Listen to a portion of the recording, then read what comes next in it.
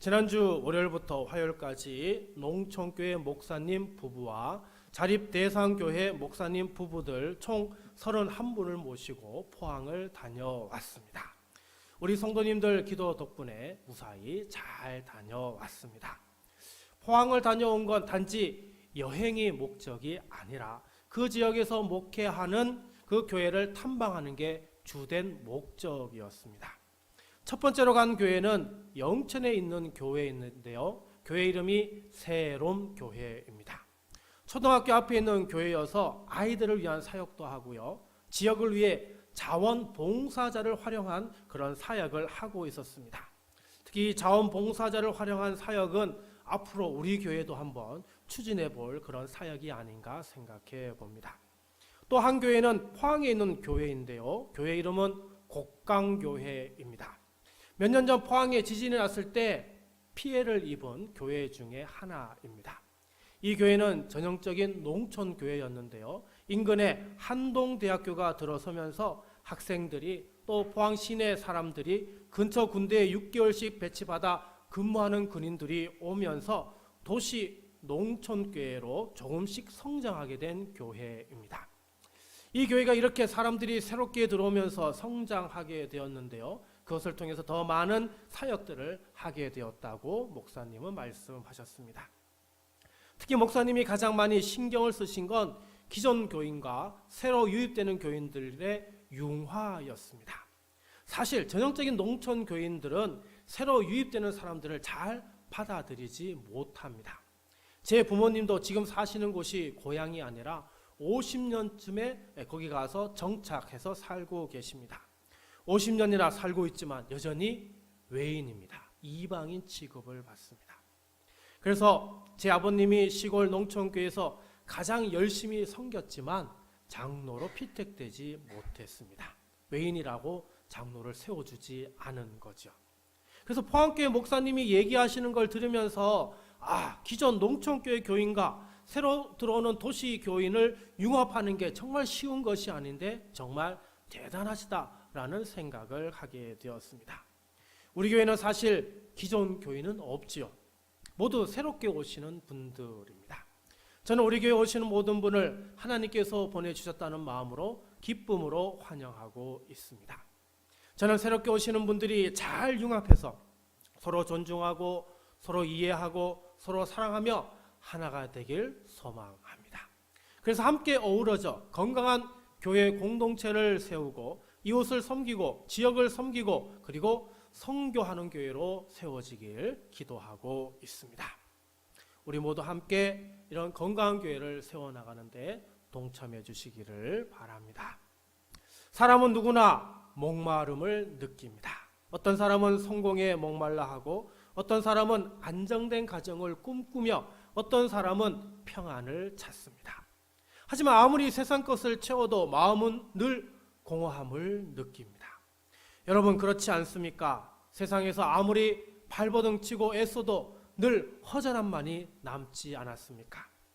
그래서 하나님의 전에 나와 기도하는데도 응답은 멀게만 느껴지고 말씀을 읽어도 마음에 와닿지 않고 예배에 나와도 감동 없이 그냥 지나가 버리는 날들이 많지 않았습니까? 이처럼 우리 인생에는 영혼의 갈증이 찾아올 때가 있습니다.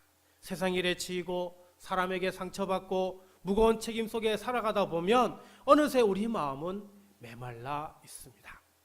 저도 코로나 기간에 예배 나오던 분들이 거의 다 나오지 않을 때 너무나 힘이 들었고 설교 준비 잘하면 뭐하나 예배 드리러 오는 사람도 없는데 이런 생각이 들면서 성경도 읽기 싫어지고 기도도 하지 않으면서 영적으로 메말라 갔던 적이 있었습니다. 이런 우리에게 하나님은 오늘 본문에서 이렇게 말씀하십니다. 오라 너희 목마른 자들아 나아오라. 그렇습니다. 이 말씀이 바로 오늘 우리에게 주시는 하나님의 초대장입니다. 우리를 하나님의 은혜의 자리로 하나님의 생명의 자리로 하나님의 회복의 자리로 부르시는 하나님의 초대입니다.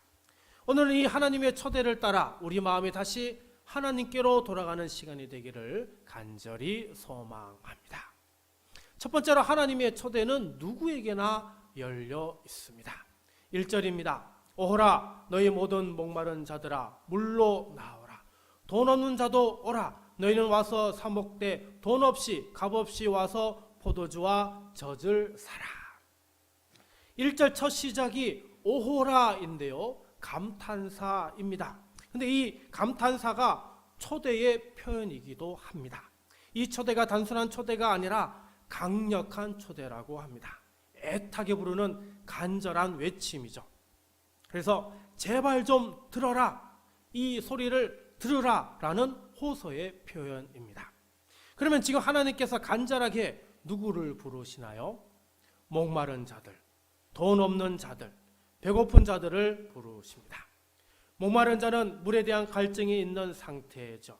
그러나 단지 육체적인 갈증을 말하는 것이 아니라 하나님 없이 살아가는 영혼의 공허함과 목마름을 표현하는 것입니다. 두 번째, 돈 없는 자는 원래 은이 없는 자입니다. 당시 유대 문화에서 먹을 것이나 마실 것을 사기 위해서는 은이 필요했습니다. 그래서 2절 앞부분에 너희가 어찌하여 양식이 아닌 것을 위하여 은을 달아주며 라며 어떤 것을 살 때 은을 달아준다고 이렇게 얘기합니다. 그런데 은이 없다는 것은 구매할 능력이 없다는 것을 의미하죠. 자, 그런데 지금 하나님께서 뭐라고 얘기해요? 돈 없이 와서 사라고 말씀하십니다.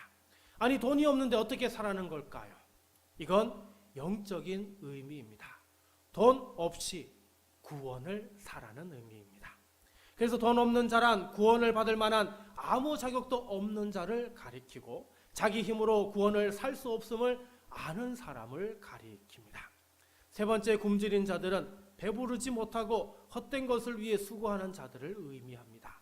2절 중반부 배부르게 하지 못할 것을 위하여 수고하느냐라는 이 말씀. 삶은 바쁘고 치열한데도 참된 만족과 기쁨이 없는 사람들이 바로 이에 해당합니다. 하나님 아닌 것에 만족을 찾는 자들을 가리키죠. 이 세 사람, 목마른 자, 돈 없는 자, 굶주린 자는 세상이라면 절대 초대받지 못할 사람들입니다. 돈이 없으면, 배경이 없으면, 실력이 없으면 밀려나는 곳이 세상이죠. 하지만 하나님은 자격 없는 자들을 먼저 부르십니다. 우리는 많은 것을 추구하며 살아갑니다. 더 많은 돈, 더 좋은 직장, 더 안정된 노후, 더 나은 관계. 하지만 아무리 채워도 우리 영혼은 채워지지 않습니다. 이것을 가리켜 하나님은 우리 인생이 양식이 아닌 것을 위해 은을 달아주고 배부르게 하지 못할 것을 위하여 수고한다고 말씀하신 겁니다. 사람이 인생에서 헛된 수고를 하고 있다는 거죠. 지금 하나님은 우리의 헛된 수고를 보고 안타깝게 여기고 계십니다. 영혼의 목마름은 오직 하나님만이 채우실 수 있음을 믿으시기 바랍니다. 그러면 우리는 어떻게 해야 할까요? 계속해서 2절 뒷부분입니다. 내게 듣고 들을지어다. 그리하면 너희가 좋은 것을 먹을 것이며 너희 자신들이 기름진 것으로 즐거움을 얻으리라. 내게 듣고 들을지어다. 그렇습니다. 하나님의 말씀을 들어야 합니다. 하나님의 말씀을 들어야 영의 좋은 양식을 먹을 것이고 영의 기름진 것으로 즐거움을 얻게 되는 것입니다. 하나님의 말씀이 우리의 영적 갈급함을 해결할 수 있습니다. 사랑하는 성도 여러분, 하나님께서는 지금도 우리를 초대하고 계십니다. 그분의 초대는 조건이 없습니다. 돈이 없다고, 자격이 없다고, 세상에서 실패했다고 거절하지 않으십니다. 오히려 이런 자들을 하나님은 먼저 부르십니다. 사랑하는 여러분, 하나님의 말씀을 듣는 자만이 참된 생명의 양식을 먹는 자입니다. 이제 우리의 귀를 열고 우리의 마음을 열고 우리의 영혼을 여호와께로 향하여 드려야 할 때입니다. 하나님의 은혜의 초대는 지금도 열려 있습니다. 하나님의 간절한 부르심에 주님, 제가 여기 있습니다. 제가 바로 그 목마른 자입니다. 저를 채워 주옵소서, 저를 살려 주옵소서. 이 고백으로 주님 앞에 나오는 저와 우리 모두가 되길 간절히 소망합니다. 두 번째로 하나님의 초대는 언약을 맺기 위함입니다. 3절입니다. 너희는 귀를 기울이고 내게로 나와 들으라. 그리하면 너희의 영혼이 살리라. 내가 너희를 위하여 언약을 맺으리니 곧 다윗에게 허락한 확실한 은혜이니라. 하나님은 단순히 와라, 내가 먹여주마 라고 말하지 않습니다. 너희는 귀를 기울이고 내게로 나와 들으라 라고 하십니다. 우리의 영적 목마름을 해결하기 위해 우선적으로 해야 하는 것이 바로 듣는 것이죠. 귀를 기울이다는 단순히 듣는 것이 아니라 주의 깊게 듣고 집중한다는 의미입니다. 내게로 오라 해서 오라는 귀로만 듣고 머무르는 것이 아니라 행동으로 응답하라는 의미입니다. 하나님의 초대는 단순히 듣고 감동받는 것에서 멈추는 것이 아닙니다. 하나님의 말씀을 듣고 반응하며 실천하는 것입니다. 그리할 때 너희 영혼이 살 것이라 말씀하고 있죠. 영혼이 산다는 것은 단순히 영혼만이 아니라 우리의 인생 전체가 산다는 것이고 내면 깊은 곳에 있는 영적 갈급함을 해결할 수 있음을 의미합니다. 그렇습니다. 말씀을 듣고 하나님께 나아오면 우리 내면이 살아나는 것이죠. 에스겔 37장은 마른 뼈 환상에 관한 말씀입니다. 하나님께서 에스겔을 한 골짜기로 데리고 가십니다. 그곳에는 사람의 마른 뼈들이 가득히 있었습니다. 아주 오래되어 생명 기운이란 전혀 볼 수 없는 그런 뼈들 뿐이었습니다. 하나님께서 에스겔에게 이 뼈들에게 예언하라고 하십니다. 에스겔이 말씀을 선포하자 소리가 나고 움직이며 뼈들이 서로 연결됩니다. 힘줄이 생기고 살이 오르고 가죽이 덮입니다. 얼마 지나지 않아 사람의 모습을 다 갖추었습니다. 그런데 뭔가 빠져있죠. 영혼이 없습니다.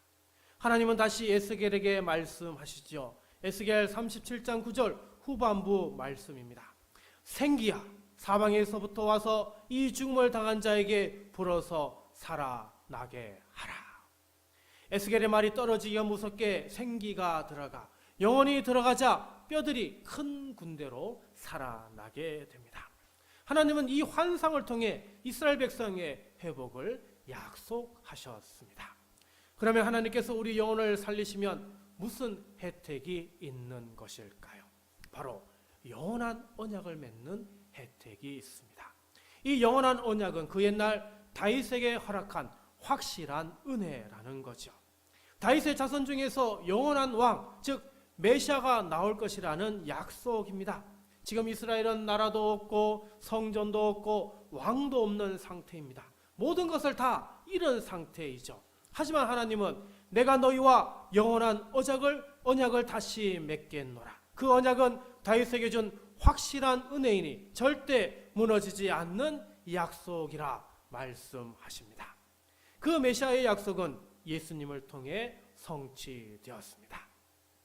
사도 바울은 사도행전 13장 34절에서 이렇게 말합니다. 또 하나님께서 죽은 자 가운데서 그를 일으키사 다시 썩음을 당하지 않게 하실 것을 가르쳐 이르시되 내가 다윗의 거룩하고 미쁜 은사를 너희에게 주리라. 아멘. 예수님의 부활로 말미암아 다윗 언약이 신실하게 성취되었음을 입증한 말씀입니다. 이제 예수님 안에 있는 자는 누구든지 하나님의 자녀요 언약의 백성이 되는 것입니다. 하나님은 지금 우리에게도 말씀하십니다.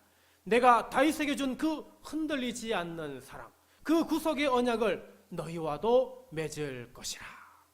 우리는 실패하고 흔들리지만 하나님의 언약은 절대 흔들리지 않습니다. 그러므로 사랑하는 성도 여러분, 하나님의 초대는 단순히 예배 한 번 드리라, 말씀 한 번 들어보라는 그런 초대가 아닙니다. 우리의 영혼을 살리시고 우리를 언약의 백성으로 삼으시려는 깊고도 신실한 부르심입니다. 세상이 아무리 흔들리고 삶의 자리가 무너져도 하나님의 언약은 무너지지 않습니다. 지금도 하나님은 우리에게 말씀하십니다. 귀를 기울이고 내게로 오라. 그러면 내 영혼이 살 것이라. 내가 다시 너희와 영원한 언약을 맺을 것이라. 사랑하는 성도 여러분, 그 부르심에 오늘 믿음으로 응답하시길 바랍니다. 그리고 하나님께서 다윗에게 주신 그 확실한 은혜, 곧 예수 그리스도 안에 있는 그 영원한 언약 속에 우리 모두가 굳게 서는 은혜가 되기를 간절히 소망합니다. 마지막 세 번째로 지금이 하나님의 초대에 응답할 때입니다. 6절입니다. 너희는 여호와를 만날 만한 때에 찾으라. 가까이 계실 때에 그를 부르라. 하나님은 늘 은혜로우신 분이지만 우리에게 주어진 기회는 영원한 것은 아닙니다. 만날 만한 때는 지금 이 순간입니다. 가까이 계실 때는 지금 우리 곁에 역사하시는 지금을 말하는 것입니다. 그러므로 지금 이 순간 우리가 해야 하는 것은 여호와를 찾고 그를 불러야 하는 것이죠. 찾으라는 단순히 한번 알아보라는 게 아닙니다. 한번 알아보다가 안 되면 그만인 것이 아니에요. 의도적으로, 적극적으로, 열정적으로 끝까지 찾으라는 뜻입니다. 부르라도 마찬가지입니다. 단순히 하나님의 이름을 몇 번 부르는 것으로 끝나는 것이 아닙니다. 하나님의 이름을 크게 부르고 하나님의 이름으로 기도하고 하나님의 이름으로 간구하고 하나님의 이름으로 모든 사람 앞에서 우리의 신앙을 고백하고 하나님의 이름으로 언약관계를 회복시켜 달라는 간절한 부르짖음이어야 하는 것입니다. 그러므로 지금 우리가 해야 할 일은 적극적으로 하나님을 찾아야 하고 하나님의 이름을 간절히 불러야 하는 것입니다. 7절입니다. 악인은 그의 길을, 불의한 자는 그의 생각을 버리고 여호와께로 돌아오라. 그리하면 그가 긍휼히 여기시리라. 우리 하나님께로 돌아오라. 그가 너그럽게 용서하시리라. 아멘. 여기에서 핵심 단어는 뭐죠? 돌아오라입니다. 돌아온다는 것은 회개를 의미합니다. 근데 회개는 단순히 죄송합니다 라고 말하는 것이 아니라는 것이죠. 먼저 회개는 뭘 해야 돼요? 내 길을 버려야 합니다. 내 길은 나의 행동과 삶의 방향입니다. 세상 유흥, 세상 놀이, 세상 문화, 세상의 즐거움을 따라가던 삶의 방향에서 돌아서야 한다는 거죠. 하지만 내 길을 버린다고 다 해결되는 게 아닙니다.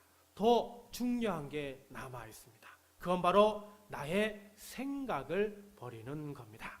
내 삶의 방향과 마음의 중심이 함께 바뀌어야 하는 것이죠. 세상적인 가치관, 세상의 희망을 두고 살았던 그 모든 마음의 중심을 버려야 한다는 겁니다. 그리고 어떻게 해야 합니까? 하나님께로 돌아와야 하는 것이죠. 저도 연약한 인간입니다. 교회를 개척하고 성도들이 좀 모이기 시작할 무렵에 코로나로 인해 모였던 모든 사람들이 떠나가고 예배당에 아무도 없었던 그런 기간이 있었습니다. 너무나 힘들고 어려웠습니다. 이 길이 내 길이 아닌가? 내가 잘못된 선택을 한 건 아닐까? 왜 이렇게 나와 함께하는 사람이 없는가? 너무나 답답해서 목회를 접어야 하나? 온갖 생각이 제 머릿속을 헤집어 놓았습니다. 기도도 안 되고 아르바이트도 재미없고 마음은 점점 식어갔습니다. 그러다 테니스를 배우기 시작했고 점점 테니스가 제 삶의 중심이 되고 말았습니다. 그러던 중 한 부부가 교회에 나오기 시작했습니다. 신앙생활한 지 2년도 안 되신 분들인데 서울에서 둔포로 이사를 오셨습니다. 주변 교회 다 둘러보신 후 우리 교회에 정착하셨습니다. 제 설교가 제일 좋다며 등록하셨죠. 당시 설교를 잘 준비하지 못했던 저는 부끄러움이 밀려왔습니다. 그때부터 다시 하나님의 말씀에 집중하기 시작했고 더 기도하기 시작했습니다. 그러면서 깨닫는 것이 있습니다. 하나님은 여전히 저를 부르고 계시다는 사실이었습니다. 그 부르심은 테니스보다 아르바이트보다 외로움보다 더 깊은 부르심이었습니다. 그 부르심에 응답했을 때 제 마음이 다시 뜨거워졌고 말씀의 감동이 다시 살아나며 하나님의 임재가 제 삶을 다시 붙잡기 시작했습니다. 사랑하는 성도 여러분, 하나님은 지금도 여러분을 부르고 계십니다. 지금이 바로 만날 만한 때입니다. 지금이 하나님께서 가까이 계실 때입니다. 지금 여러분의 마음을 다해 하나님을 찾으십시오. 그리고 하나님의 이름을 간절히 부르십시오. 혹시 삶의 길이 잘못되었다고 느껴지십니까? 혹시 생각이 너무 복잡해서 하나님이 안 보이십니까? 그렇다면 지금이 바로 돌아올 시간입니다. 나의 길을 버리고 나의 생각을 버리고 하나님께로 돌아오십시오. 그러면 긍휼의 하나님이 우리를 긍휼히 여기실 것입니다. 주님께서 우리를 너그럽게 용서하실 것입니다. 하나님이 우리를 다시 일으키실 것입니다. 하나님의 초대는 지금도 유효합니다. 그 초대에 응답하는 자는 회복을 경험하고 다시 살아나는 은혜를 누리게 될 줄 믿습니다. 사랑하는 성도 여러분, 하나님의 초대에 지금 즉시 응답하시어 영원한 구원을 누리는 저와 우리 모두가 되시기를 주님의 이름으로 간절히 축원드립니다.